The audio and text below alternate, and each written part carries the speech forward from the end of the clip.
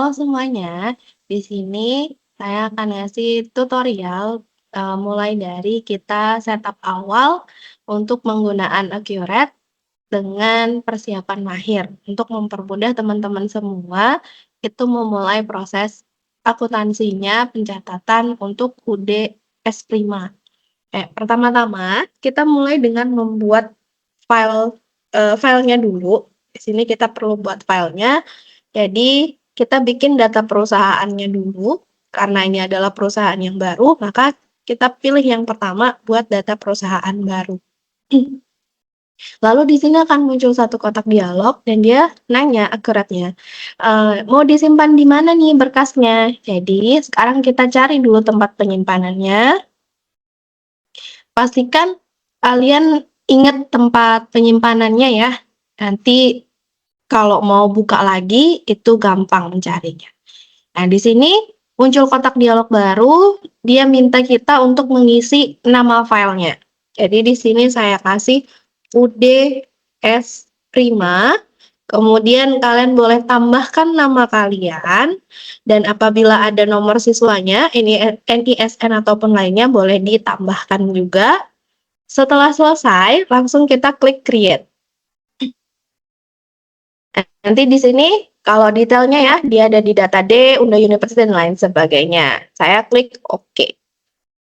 Ini prosesnya cukup lama, jadi kita tunggu dulu.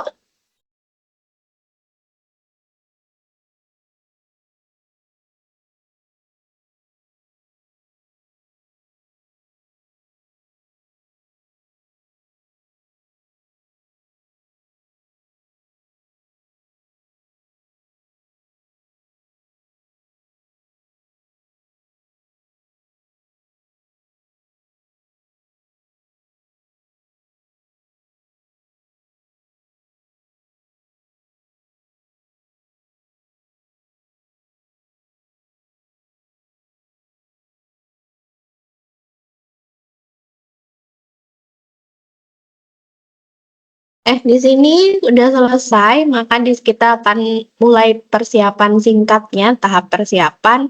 Dan di sini ada minta masukin kata kunci. Nah, kata kuncinya di sini udah dikasih tahu ya, supervisor, maka boleh diisi dengan supervisor juga. Klik OK.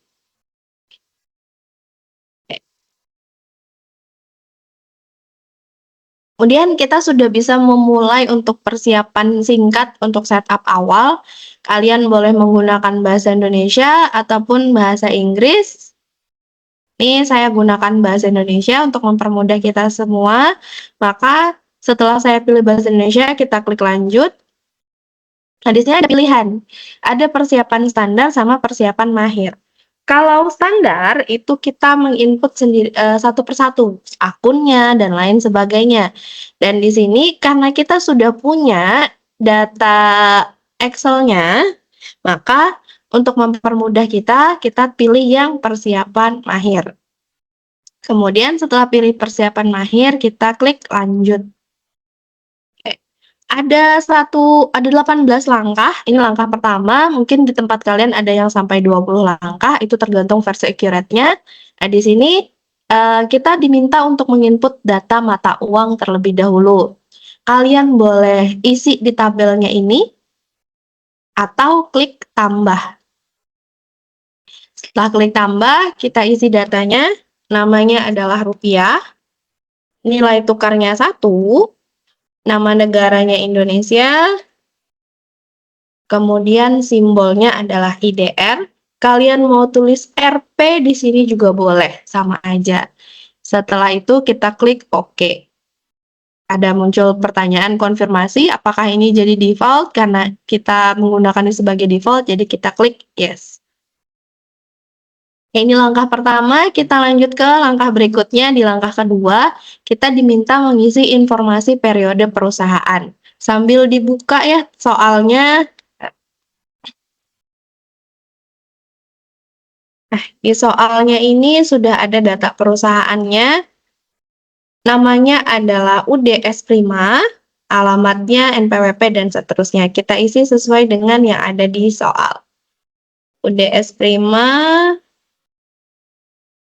Alamatnya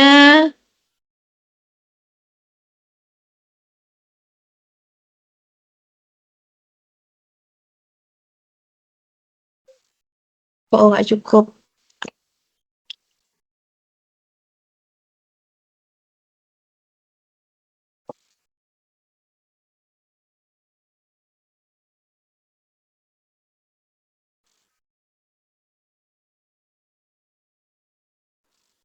Sorry.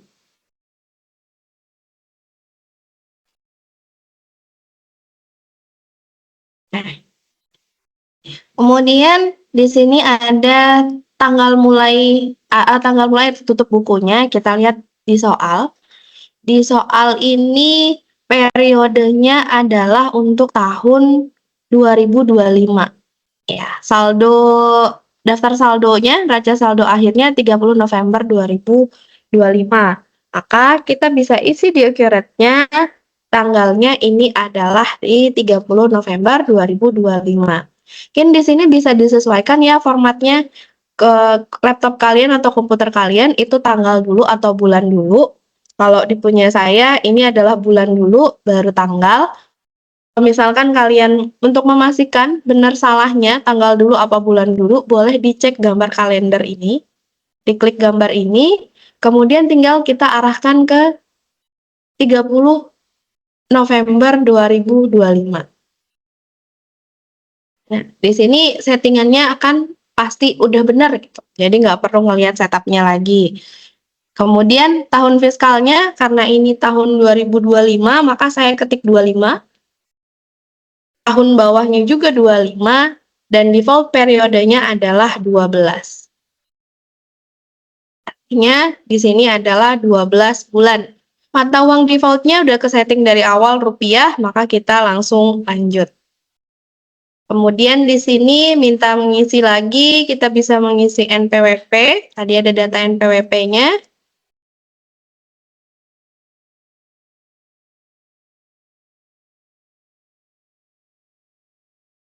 Oke, berikutnya tidak ada datanya lagi.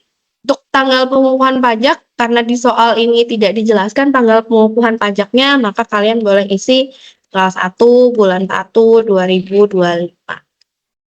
Setelah itu kita klik lanjut. Nah, kita masuk ke tahap keempat. Di sini kita akan memasukkan daftar-daftar nama akun. Dan kalau kalian lihat di sini, ini sudah ada beberapa nama akun. Dan supaya untuk punya kita tidak terdobel, maka ini boleh kita hapus dulu yang ada di sini. Jadi caranya adalah klik kanan atau klik di atasnya sini, hapus. Kalau muncul konfirmasi, tetap diklik OK aja. Hapus.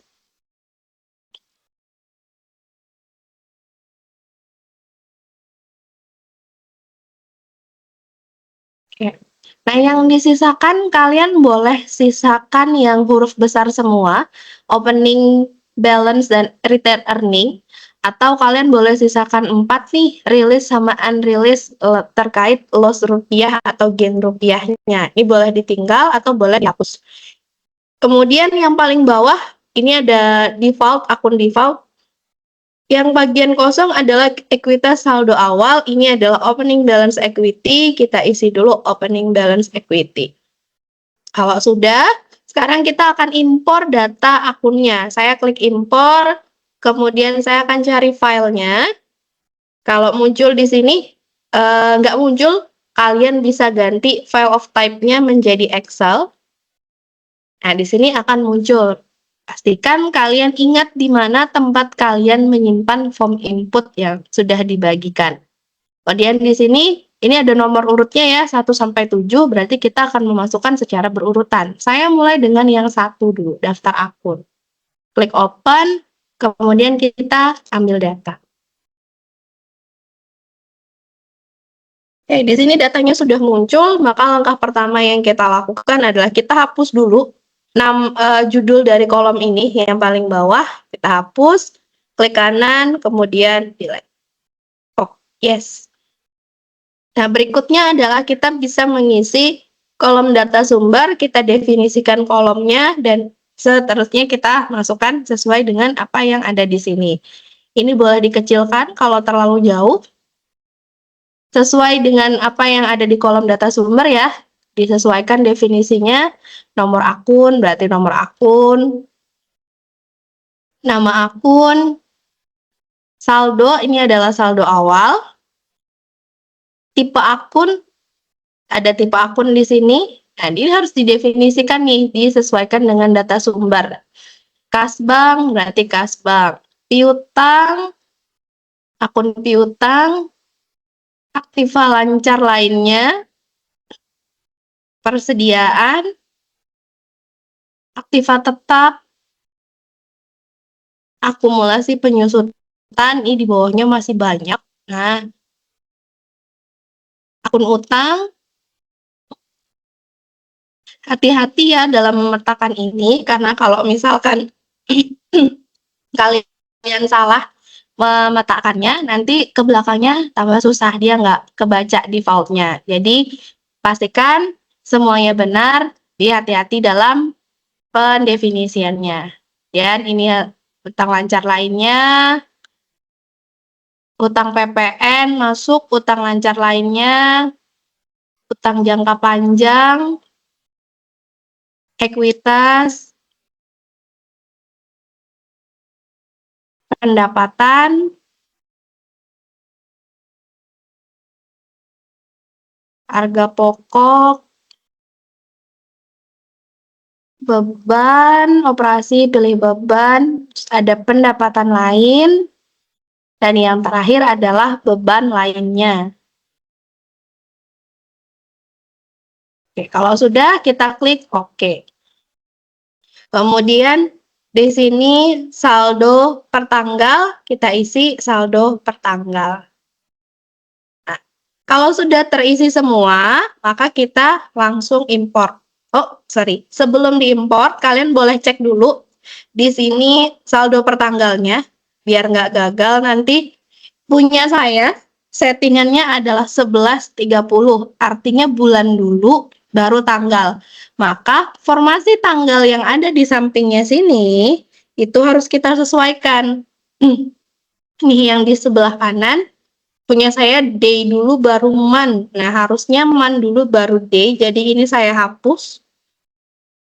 Month dulu baru day. Setelah itu, sudah kita setting, udah benar, month dulu baru day, maka kita import.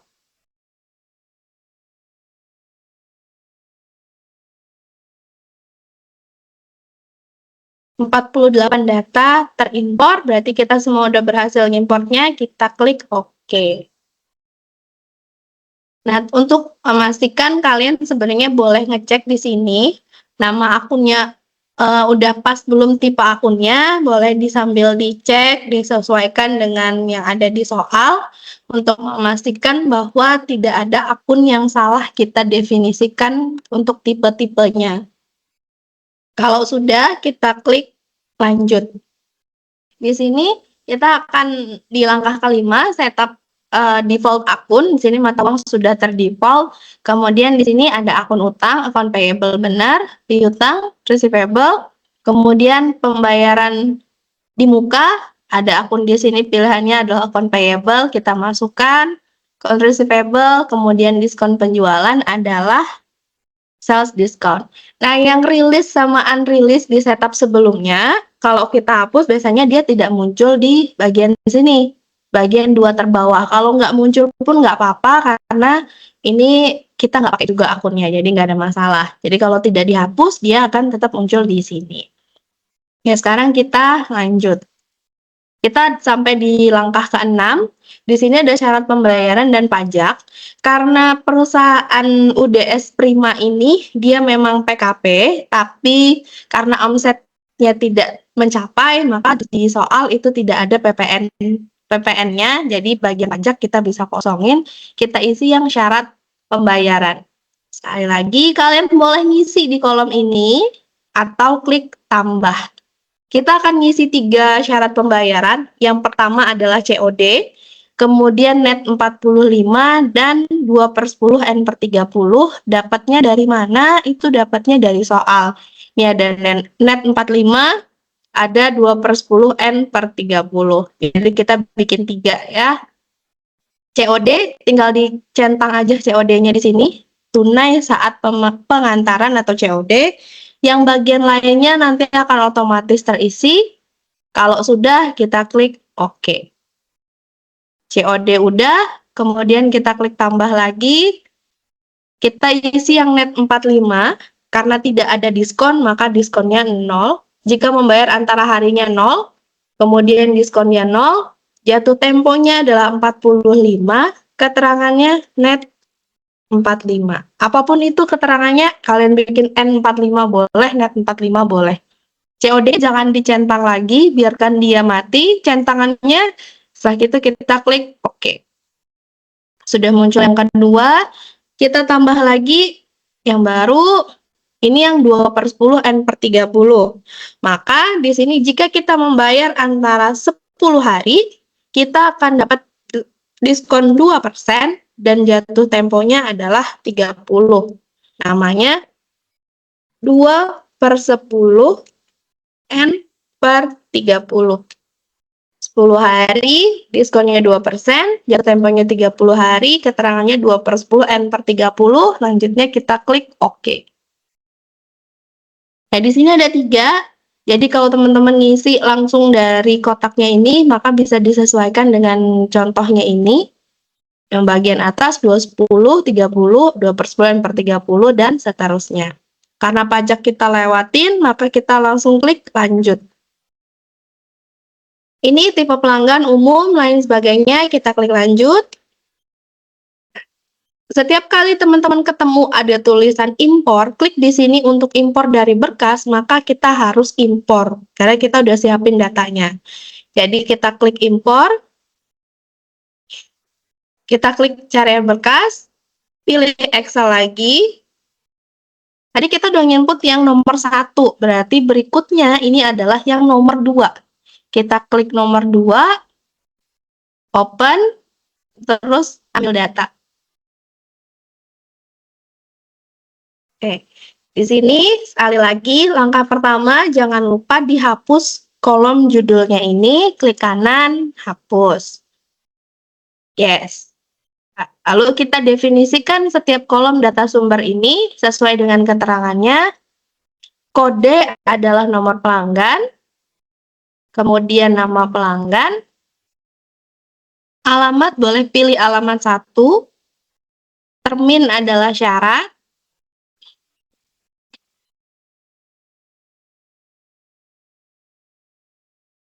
definisikan sesuai data sumbernya.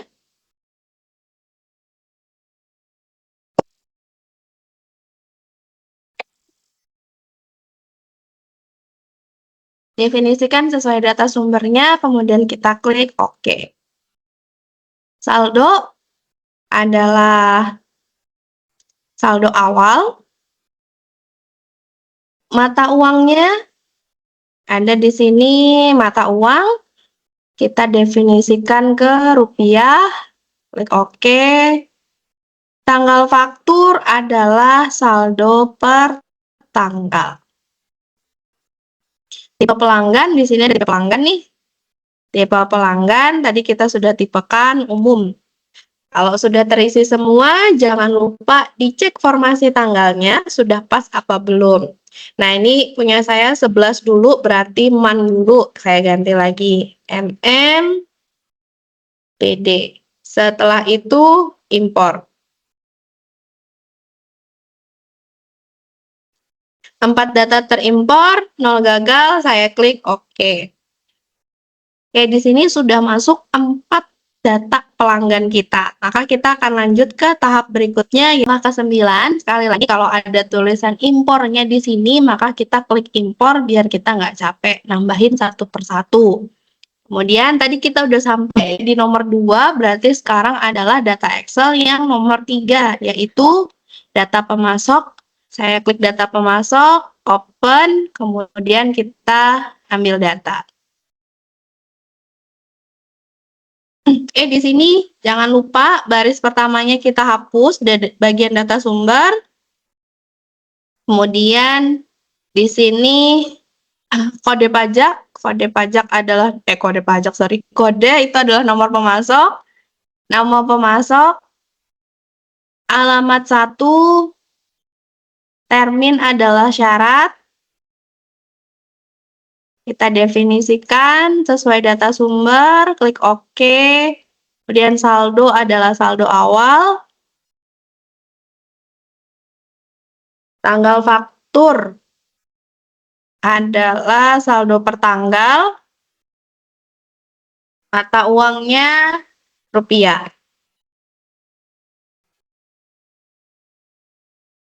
Ada mata uang, kita definisikan ke rupiah. Oke. Sudah terisi semua. Dan sekali lagi jangan lupa dicek saldo per tanggal yang di data sumber itu sama atau tidak dengan formasi tanggalnya. Di sini formasi punya saya DI dulu baru MAN, sedangkan ini MAN dulu, jadi saya ganti MM DD.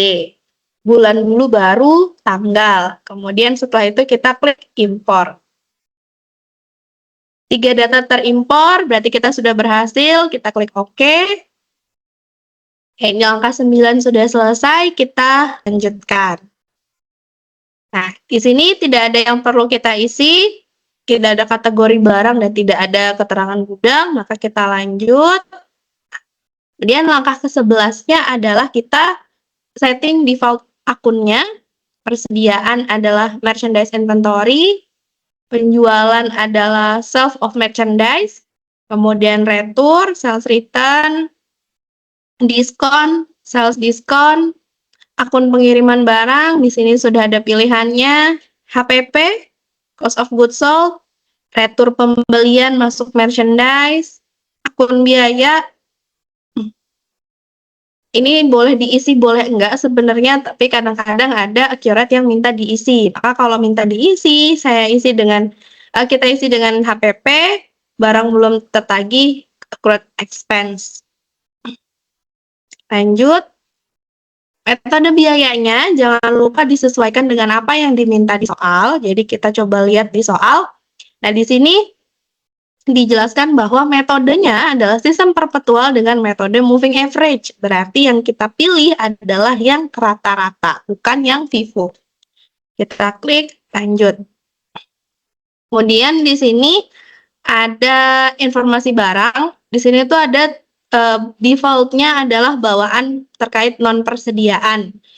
Ini kalian boleh hapus ataupun kalau dibiarkan aja juga tidak masalah, tidak akan mengganggu proses pencatatan kita. Tapi sekali lagi kalau ada impor maka kita klik impor. Tadi kita terakhir nomor 3, berarti sekarang kita nomor 4. Data persediaan. Saya klik ambil data. Jangan lupa, baris pertama di data sumber kita hapus. Barangnya cuma ada 2. Kita definisikan kolomnya, nomor barang, deskripsi barang, kuantitas, harga per unit, boleh dipilih. Nih, def harga jual 1. Total harga adalah total biaya. Tipe barang, di bawahnya ada tipe barang, boleh kita isi yang persediaan. Sekali lagi, di sini kita perlu cek, karena di sini tidak ada tanggalnya ya. Jadi, formasi tanggal ini tidak terlalu berpengaruh, tidak perlu kita ubah. Tapi kalau mau diubah, disamakan seperti tadi juga boleh. Saya klik impor. 2 data terimpor, berarti kita sudah selesai menginput data persediaan di langkah ke-13 dari 18 punya saya. Berikut kita klik lanjut. Nah, ada muncul impor lagi nih, berarti kita harus impor. Klik impor, ambil data. Jadi kita sampai di nomor 4, berarti sekarang kita di nomor 5. Pilih nomor 5, open, ambil data. Lagi kita harus hapus yang baris pertama di data sumber. Kita hapus, kemudian kita petakan, definisikan. Yang pertama adalah golongan aktiva tetap, kemudian umur ekonomisnya, kemudian metode penyusutannya. Kita harus definisikan lagi nih. Kalau straight line itu adalah garis lurus, kemudian saldo menurun, dan non-depresiasi atau tidak terdepresiasi. Klik OK. Kalau sudah nanti udah penuh di atas ini, yang bagian kolom-kolom dibutuhkan ini udah kosong. Berikutnya kita klik impor. 19 data terimpor, kita klik OK. Kita lanjut. Langkah ke-15 masih impor lagi, jadi kita klik impor. Ambil data, sekarang kita di nomor 6. Tadi udah nomor 5, sekarang nomor 6. Kita open, ambil data. Jangan lupa, data sumber yang pertama kita hapus dulu. Hapus, dan kita definisikan. Sudah ada bahasa Indonesianya nih, tinggal diikutin. Tipe aktiva tetap, kemudian tipe aktiva tetap pajak. Definisikan sekali lagi, tidak disusutkan berarti tidak terdepresiasi atau tidak disusutkan di sini. Bangunan permanen, gol 1 garis lurus, kemudian golongan 2 garis lurus. Oke. Sudah terisi semua, kolom-kolom yang dibutuhkan sudah kosong, kita klik impor. Sudah berhasil, langkah ke-15 selesai. Berikutnya kita sudah sampai di langkah ke-16. Nah, di sini sekali lagi setiap kali kita menemukan ada kata impor, maka kita akan impor. Jadi saya klik impor, kita ambil berkasnya. Tadi terakhir kita di nomor 6, sorry, kita terakhir nomor 6 dan sekarang berarti kita pilih yang nomor 7. Open, ambil data. Nah, di sini sekali lagi tahap pertama adalah kita harus hapus dulu baris awal di data sumber, keterangan tabelnya, baru kita petakan atau definisikan kolom-kolom yang ada di atas. Pilih tipe aset tetap, kemudian disesuaikan, definisikannya sesuai dengan data sumbernya. Klik OK.